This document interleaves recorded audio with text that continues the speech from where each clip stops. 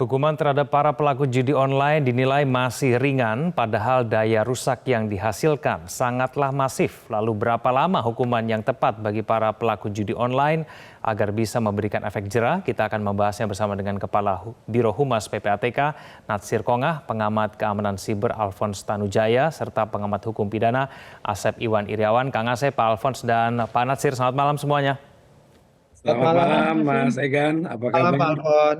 Kabar baik, terima kasih atas waktunya bersama kami di Prime Time News. Langsung ke Pak Alphonse. Pak Alphonse, apakah memperberat hukuman pada pelaku judi online ini merupakan cara yang efektif untuk memberantas judi online? Rasanya yang dikenai hanya afiliatornya ya, bandarnya ada di luar. Dan harusnya akar permasalahannya kan sebenarnya literasi digital dan literasi finansial yang harusnya digalakan di masyarakat. Pemerintah lakukan pendekatan pencegahan jangka pendek, pemblokiran, lalu Satgas menindak dan memberikan hukuman yang berat, tapi harus diiringi dengan penindakan literasi digital dan finansial sehingga lama-lama masyarakat sadar. Sebenarnya masalah intinya kan di sana. Kalau masyarakatnya nggak sadar, lalu kita larang di sini, tapi di luar negeri boleh, ya dengan adanya internet ya mereka tetap bisa akses gitu. Ya mau tidak mau kita akan tetap menghadapi masalah ini. Kalau hukumannya diperberat, lalu kemudian sosialisasinya juga semakin masif, ini kira-kira masyarakat semakin teredukasi dan semakin jera tidak menurut Anda, Pak Alphonse?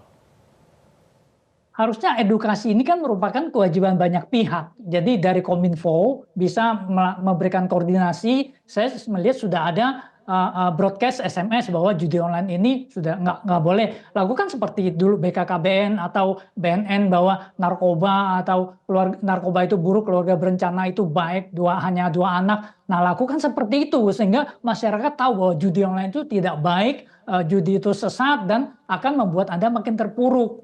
Nah, hal-hal seperti ini yang perlu dipikirkan untuk jangka panjangnya.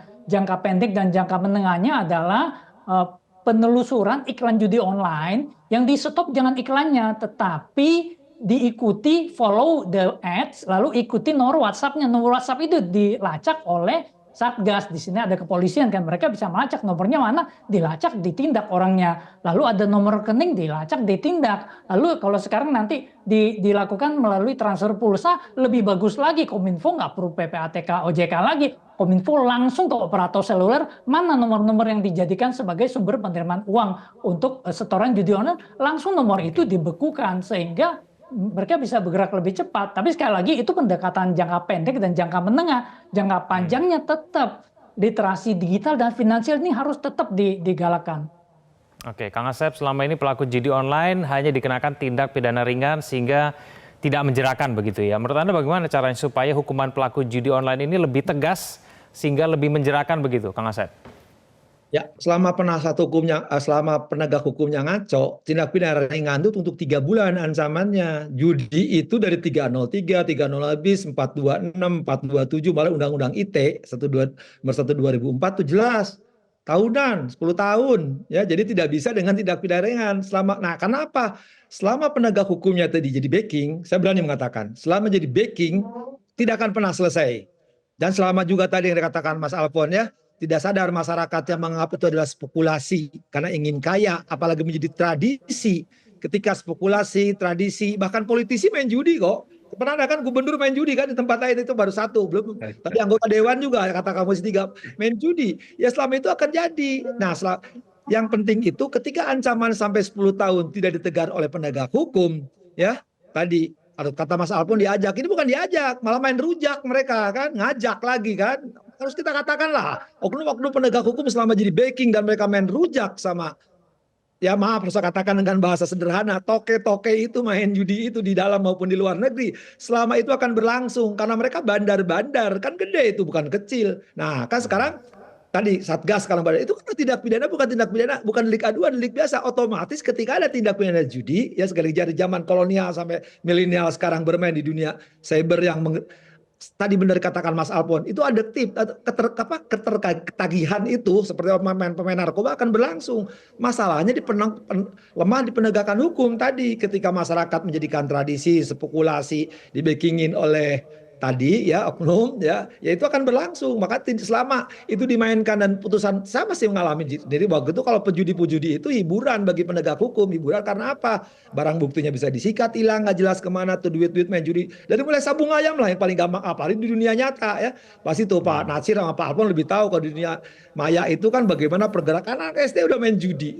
Ya tadi dari mulai politisi sama anak SD aja main judi. Kalau ini tidak dihentikan artinya penegakan hukumnya keras dan tegas untuk tuntas, artinya tidak selesai dengan berkas dengan uang kertas backing, ya akan berlangsung selamanya. Jadi kita berharap tadi sadar masyarakat hukum tidak diajak tapi main rujak itu akan berlangsung. Selama politisi masih bermain dengan ya tadi berapa pasal dan pasalnya berapa kemudian dijudikan itu dengan oknum, selama itu akan tidak akan langsung. Maka saya bilang selama Satgas tidak tegas kembali ke akar masalahnya, artinya penegakan hukumnya tidak keras dan tegas, apalagi menggunakan tadi acara ringan, itu acara cepat kan bagian ringan, itu keterlaluan, hukum diinjak-injak, ini acaranya biasa, ancaman sampai 10 tahun loh. Ya, sama dengan narkoba, sama dengan koruptor aja 4 tahun, ini judi yang 10 tahun, ya dulu juga 4 tahun. Kang Asep, jadi kalau menambah hukuman itu tidak menyelesaikan masalah menurut Anda, Kang Asep?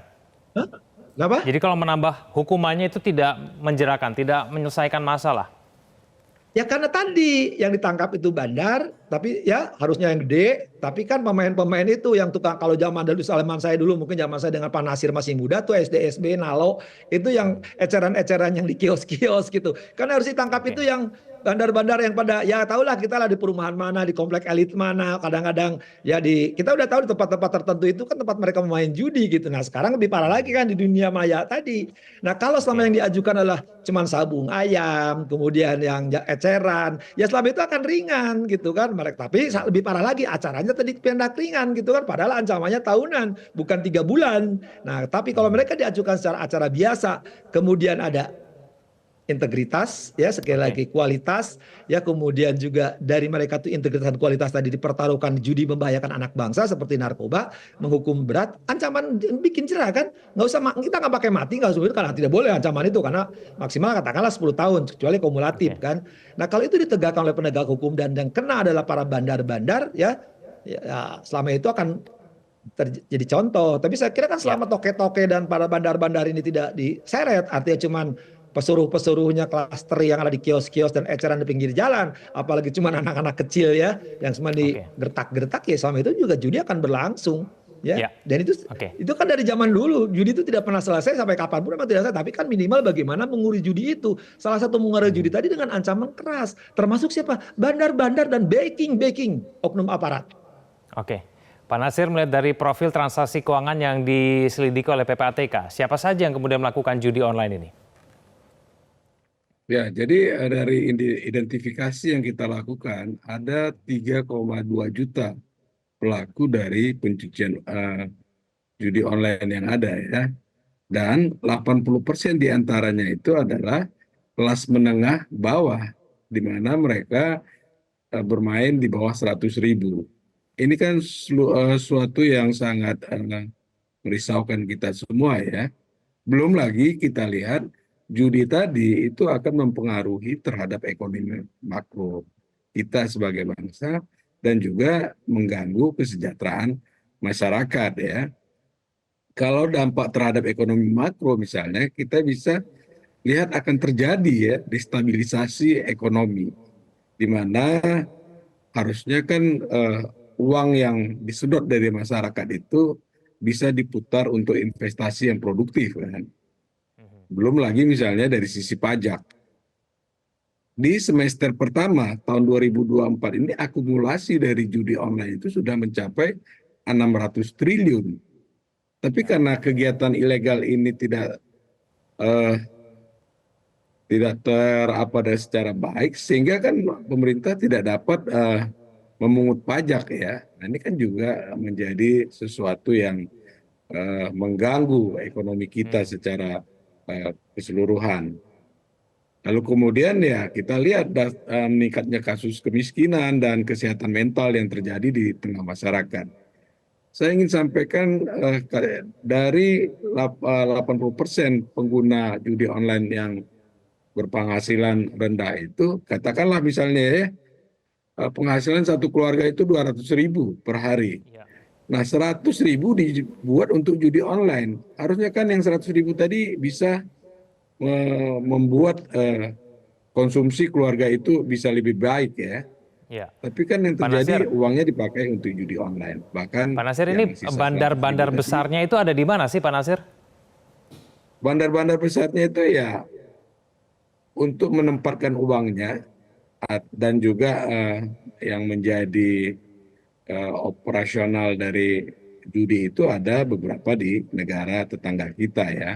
Karena di kita kan judi ilegal ya, dan aparat penegak hukum begitu gencar menangkap sehingga mereka mencari negara yang judi itu legal, pindahlah ke negara tetangga kita. Di sana yang banyak dioperasikan platform-platform judi yang pasarnya adalah orang Indonesia, seperti itu. Baik, melihat supply dan demand yang sedemikian tinggi, lalu kemudian solusi seperti apa yang paling efektif untuk memberantas judi online, kita akan bahas itu usai jeda. Pemirsa jangan kemana-mana, kami akan kembali. Kembali bersama kami di Prime Time News. Pak Alfon, ada upaya dari pemerintah yang menyebarkan SMS massal yang berisi edukasi pencegahan judi online. Menurut Anda ini efektif tidak memberikan edukasi kepada masyarakat kita? Dari sisi edukasi untuk literasi digital dan literasi finansial sih ada. Tapi kalau efektif atau tidak, ini harus dilihat jangka panjang, ini mungkin 0,0000 sekian persen gitu efektivitasnya gitu. Dan ini perlu dijalankan secara berkesinambungan dan konsisten dan terorganisir antar lembaga. Jadi contohnya tadi misalnya ada yang mengusulkan bahwa korban pemain judi online ini malah dikasih bansos gitu. Yang terjadi harusnya sebaliknya. Gimana? Kalau mau terima bansos, kamu harus bebas judi online. Nah, pemerintah itu perlu memiliki database. Siapa aja yang terima bansos, kan ada nick-nya, ada nomor teleponnya berapa. Nah, kan bisa pakailah big data ini dengan baik bahwa yang pernah terlibat judi online nomor berapa aja gitu, langsung dicoret dari bansos gitu loh. Lalu dapat bansos itu buktikan bahwa tidak ada anggota keluarga kamu yang judi online. Lihat anggota keluarga nomor teleponnya berapa aja atau nicknya berapa aja. Nah, harusnya begitu, jangan dibalik. Ini kok malah judi online korban malah dikasih bansos ini. Kok agak terbalik ya berpikirnya. Harusnya bansos itu dibatasi untuk yang tidak judi online. Jadi orang lama-lama akan memberikan satu sanksi sosial, tanda kutip. Sanksi sosial bagi pemain judi itu akan lebih efektif daripada sanksi hukuman pidana. Kenapa? Karena orang akan memandang, oh kalau main judi online ini, wah sebenarnya ini terlarang, ini orangnya nggak enak lah, atau harus dihindari orang seperti ini. Nah kalau udah tercipta suasana seperti itu, lama-lama kan mereka akan makin sulit untuk main judi online dan masyarakat akan kesadaran makin tinggi. Harusnya kira-kira seperti itu yang dilakukan. Pak Alfon, tapi pemberian bansos kepada keluarga pelaku judi online ini menurut Anda memberikan dampak yang baik tidak sih untuk pemberantasan judi online ini? Ya itu sangat tidak mendidik. Jadi istilahnya udah dikasih uang lalu dipakai untuk judi, lalu sekarang karena udah kekurangan uang lagi, lalu yang menggunakan uang itu untuk judi merasa aku kan jadi korban gitu loh. Lalu dapat lagi bantuan, dipakai lagi. Kapan belajarnya gitu loh. Jadi harusnya dibalik gitu loh. Jadi kalau kamu mau dapat bansos, kamu harus bersih dari judi online. Catatan record kamu harus bersih. Lihat semua nomornya tidak pernah terlibat judi online. Nomor kamu harus nggak boleh ganti-ganti. Harus nomor telepon yang ini. Dan diperiksa nomor ini. Apakah selama ini pernah aplikasinya bermain judi online atau terdeteksi oleh PPATK atau kepolisian terhubung ke server judi online. Itu harusnya secara database nggak sulit gitu loh. Dan kalau itu bisa dilakukan, ini kan jadi berkesinambungan. Jadi masyarakat juga waspada. Oh hati-hati, gue kalau main judi online gue bisa nggak terima bansos nih gitu. Jangan terbalik. Main judi online habis itu kalah tuh malah dikasih bansos lagi. Kok berpikirnya membuat bingung. Pak Menko dan Bapak Presiden sudah menjelaskan itu Pak Alfonso bahwa tidak benar ya bansos itu diberikan kepada pelaku judi online. Ya, itu diberikan kepada keluarga pelaku judi online, begitu ya Pak Nasir ya. Saya minta tanggapan dulu ke Kang Asep. Kang Asep, seistimewa itukah tindak pidana judi online ini sehingga kemudian keluarganya ini dibahas mungkin saja diberikan bantuan judi online, bantuan sosial begitu. Menurut Anda bagaimana, Kang Asep? Satu, bukan kasih bansos, harusnya dibantai, ya kan? Nah, dibantai itu dimiskinkan, ya, dipermalukan. Nah, sekarang kalau dikasih keluarganya, justru mereka pejudi-pejudi itu ngambil duit keluarganya kayak narkoba gitu kan? Tahu keluarganya ada duit, pasti diambil, diembat itu kan. Jadi saya kira ya, yang paling gampang sederhana tadi, dipermalukan, ya. Hukuman tambahan sanksi sosial tadi kan di KUHP yang baru juga dikenal gitu kan, dimiskinkan. Nah, sekarang kan mereka mainnya kan di operator seluler ya. Nah, ketika main di operator seluler ketahuan ya kerjasama nih operator seluler bahwa yang namanya Asep suka pejudi ya jangan dikasih nomor inter keluarganya, diintip terus kan. Nah, kalau dia masih main ya umumkan bahwa dia tidak berhak ke satu. Memang itu susah, walaupun bisa pinjam aja dengan yang lain kan. Tapi salah satu kan ya kita namanya bisa harus ada optimis, harus bergerak. Nah, kalau orang-orang itu diumumkan nomor HP-nya dan kemudian tidak dikasih, nah ini kan sekarang yang bergerak itu sekarang bagaimana kerja tanda petik ya, bagaimana bermain kan di operator seluler kan harus diikutin terus PPATK pasti ngikutin yang lain ikut. Tapi kan pejudi ini jumlahnya tadi dikatakan oleh Pak Nasir 3,2 juta ya Pak Nasir. Itu kan susah. Mereka kasih tahu tapi pinjam yang lain. Tapi menurut saya ketika dibantai mereka dipermalukan dan dimiskinkan dan dipermalukan misalkan dengan diumumkan, kemudian dicegah kegiatan sosialnya termasuk di dunia maya dihentikan, saya pikir setidak-tidaknya lah mengurangi. Orang Indonesia kan kalau dipermalukan, misalkan malu melakukan perbuatan ABCD, pasti malu. Ini pejudi, malu kan bapaknya pejudi, anaknya pejudi gitu kan. Pasti malu gitu kan. Tapi kalau memang tidak dipermalukan dan tidak dimiskinkan duitnya, kalau malah dikasih bukan miskin kan enak, tambah lagi main judi lagi, itu yang mengerikan. Nah, saat itu. Kedua, yang paling penting, tadilah bagi saya itu, coba kita butuh suri toladan. Suri toladan tadi penegak hukum, aparatur, jangan main judi lah, jangan jadi backing lah, jangan melindungi lah, jangan ya dengan terus lebih parah lagi jangan memainkan pasal-pasal judi yang harusnya hukumannya tahunan dikirimnya bulanan. Itu juga perlu atasannya pengawasan yang lebih tinggi. Artinya pasti tahulah, kita tuh tahulah oknum-oknum aparatur siapapun yang suka bermain dengan jadi backing judi, kita udah tahulah ya. Tapi saya kira tadi bahkan Komisi 3 mengatakan ya anggota DPR dan DPRD juga pada main. Nah, ketika mereka dipermalukan ya seperti koruptor, tapi koruptor udah biasa juga lah, pejudi udah biasa juga, narkoba sudah biasa. Nah, kita perlu luar biasa tadi suri toladan dari pemimpin-pemimpin dan penegakan hukum yang tegas, keras dan tuntas. Lebih penting lagi. Nah, ada kemauan aware dari keluarganya ketika ada tahu main judi, ya laporkan.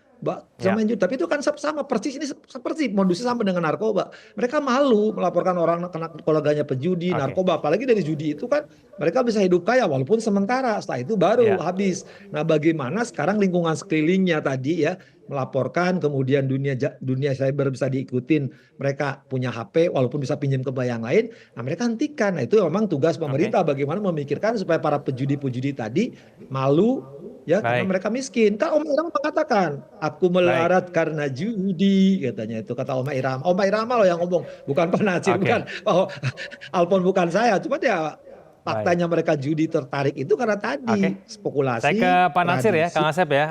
Peran PPATK dalam menjeratkan para pelaku judi online ini seperti apa Pak Nasir? Apakah mungkin pemilik rekening judi online itu diumumkan begitu oleh PPATK untuk memberikan sanksi sosial begitu?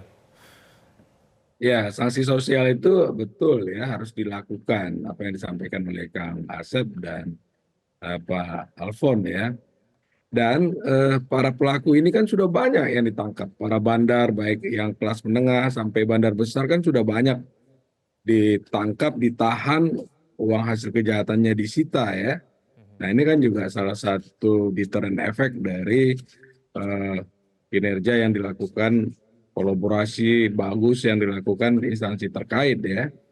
Jadi sudah banyak sebenarnya hasil dari apa yang dilakukan. Sehingga dengan terbentuknya Satgas ini kami punya optimistis yang kuat ya akan banyak lagi yang bisa ditangkap, bisa dipenjarakan para mafia ataupun bandar-bandar judi yang ada. Ya tentu kita mohon doa lah ya, dukungan dari masyarakat luas ya, karena tidak bisa hanya sepihak pemerintah saja gitu ya yang melakukan tindakan pencegahan pemberantasan, tapi masyarakat secara luas juga harus ikut ya, bersama-sama kita gitu. Karena kalau satu pihak aja sementara demand tadi begitu besar, masyarakat kita terus terpedaya dengan iming-iming ya untuk mendapatkan keuntungan secara instan dan lain-lain, itu ya memang agak sulit gitu. Oke, baik, kita akan tunggu kemudian efektivitas dan kinerja dari Satgas Pemberantasan Judi Online. Terima kasih Pak Nasir, Kang Asep, dan juga Pak Alfon telah bergabung bersama kami di Prime Time News. Selamat malam. Selamat malam. Terima kasih. Jelajahi cara baru mendapatkan informasi. Download Metro TV Extend sekarang.